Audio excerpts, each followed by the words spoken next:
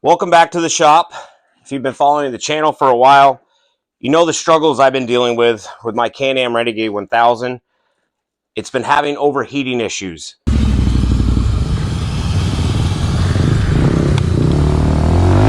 And this has been going on for about a year now, so I haven't had much luck finishing races in the last year. I really did my best to diagnose what the problem was. At first I thought it was this, then I thought it was that. Long story short, we actually started replacing things at the thermostat. I went with the billet aluminum Quad Logic thermostat. Then I went with their thermostat covers. Then I upgraded the impeller. Then I upgraded the radiator, new reservoir bottle and a cap. And then I did an entire brand new engine. And then I did a fan. Didn't work. The quad was still overheating. And I think I know the culprit. At the fuse block, you have a tight bend in your harness. And I've found other frayed wires there in the past. I have a suspicion that something is telling the relay, the fan relay, to stop working at times. Maybe it's rubbing on the harness. Maybe things are getting too hot. But I suspect that that's my issue at that fuse block. So in order to bypass all that, I went to KMK Off-Road, and Michael Seegers, very friendly guy, he sent me this. This is a fan override harness with its own relay and fuse. It basically goes from keyed power and directly from the battery. Actually, you have a keyed power source so that the fan will turn on and off with the machine. Wire it directly to your battery all the way up to the fan. And the goal is to leave it running the full time you're using the machine. The way the stock unit is designed is it reaches operating temperature, kicks on the fan. As soon as it drops below a certain temp, the fan turns off. For whatever reason in my system, it wasn't working that way. So I think the best bet is to install this KMK Off-Road wiring harness for your fan, override all the stock components, and just have that thing on full time while I'm racing. So the first step is to take off the seat, remove some plastic, and I'll go over step by step on how we're going to hook this up.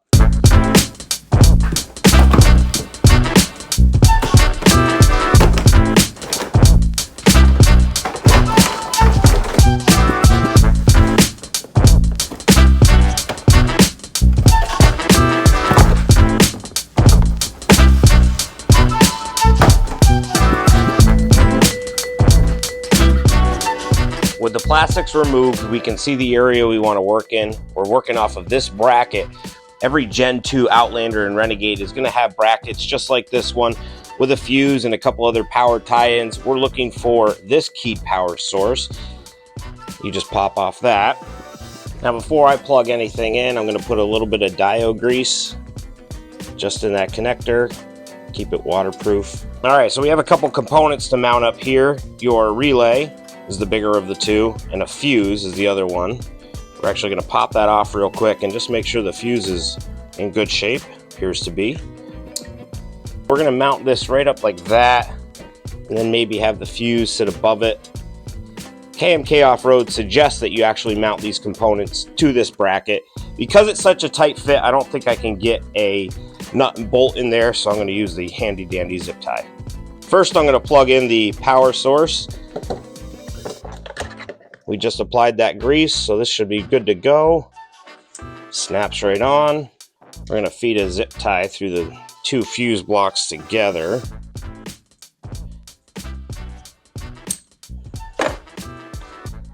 So then we'll just take this tab, add it right back onto our bracketry, like so.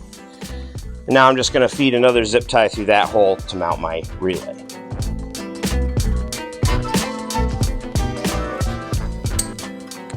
The wire coming off of your fuse goes to the battery. So we're going to run this eyelet up to the battery, and then there's a negative one as well that we're going to hook up to the other side of the battery on the negative post.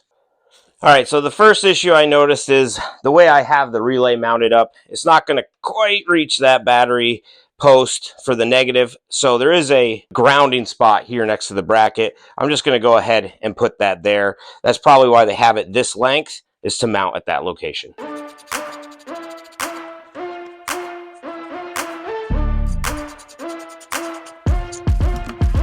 Power's nice and tight. Double check my negative terminal. Now for the negative side, at this bolt right here for grounding.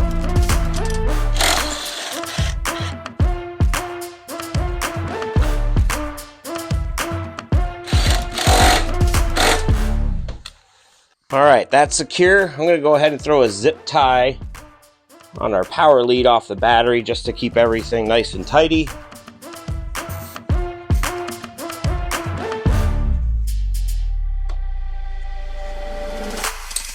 I think we're going to throw a couple of zip ties just to keep the wiring loom up out of the way. I don't want to go too tight on these connections. You want nothing pulling on your relay. You know, anything kinked or chafing.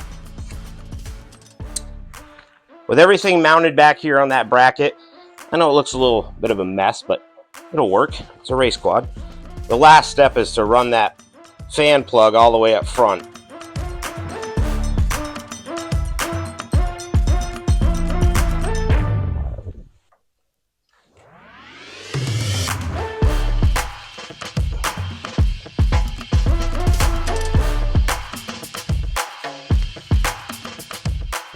Okay, we've got the plug fed through from the other side, and we're going to disconnect our stock fan harness, remove it from the shroud.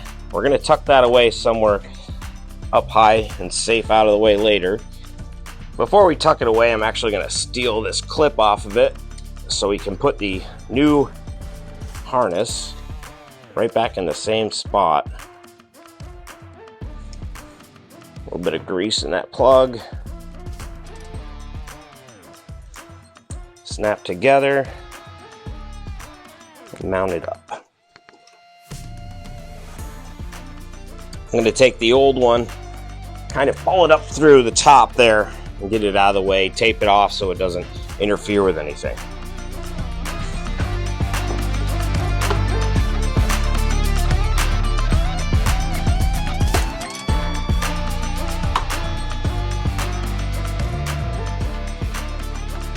Next, I'm just going to secure this up a little bit, maybe sneak it up high so it's out of the way.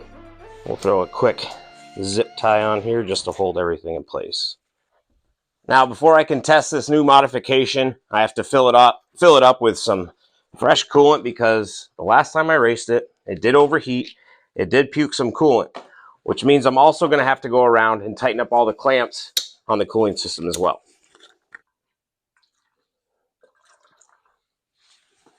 I always use BRP's recommended XPS coolant from Can-Am. I like to do these clamps by hand. You can get a real feel for when it's at its full tension point. I'm not going to strip out the worm gear. Okay, moment of truth. I'm not sure if the fan comes right on as soon as you turn it on. Let's find out. There it is. I can hear it. It's running. Let's fire it.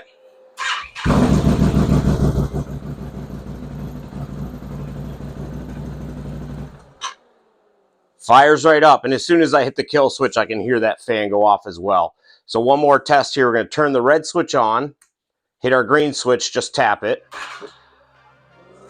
There's our fan kicking on. Running strong.